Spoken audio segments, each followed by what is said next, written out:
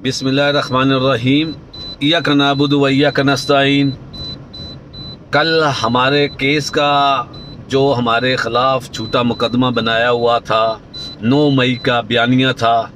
जिसके ऊपर वो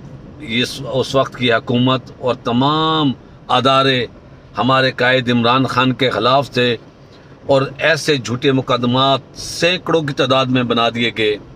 और उन्हीं मुकदमात में से एक मुकदमा हमारे ऊपर, जिसमें मेरी फैमिली के मेम्बरान, मेरा बेटा हमज़ा अज़ीम पहाट एडवोकेट और खालिद क़य्यूम पहाट एडवोकेट और मैं ख़ुद,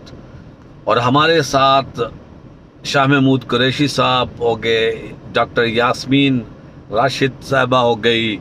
उमर सरफराज चीमा हो गया, एजाज चौधरी साहब हो गए, मियाँ महमूद रशीद साहब हो गए, और हमारे एडवोकेट हैं उसमें 2, और बाकी हमारे पार्टी के अहम अहदेदार थे,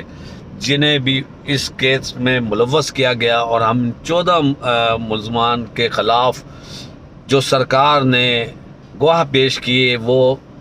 80 के करीब गवाह थे जो हमारे ख़िलाफ़ उन्होंने झूठे गवाह पेश किए। तमाम के तमाम गवाह बिल्कुल झूठे करार पा चुके हैं,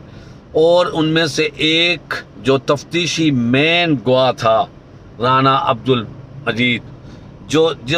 जब मुझे 9 मई के वक़्वे के बाद मुझे उस वक्त गिरफ़्तार किया, जब मैं कान्हा में, जब नवाज शरीफ आया था तो उसने मीनार पाकिस्तान प्रोग्राम किया था, तो उसको काउंटर करने के लिए मैंने एक प्रोग्राम कान्हा में एक वर्कर कन्वेंशन रखा, और मेरा इन्होंने मैंने जिसमें परमिशन ली, और मेरा इन्होंने घर और दफ्तर, मेरे भाई के दफ्तर तोड़ दिए, और इन्होंने हमें कन्वेंशन नहीं करने दिया। उसमें भी हमारे कई फैमिली मेम्बरों को गिरफ़्तार किया। उसके बाद फौरी तौर पे जब नहीं किया गया तो मैंने फिर कन्वेंशन का परमिशन लेके इनकार किया, तो वो मुझे अक्टूबर में इन्होंने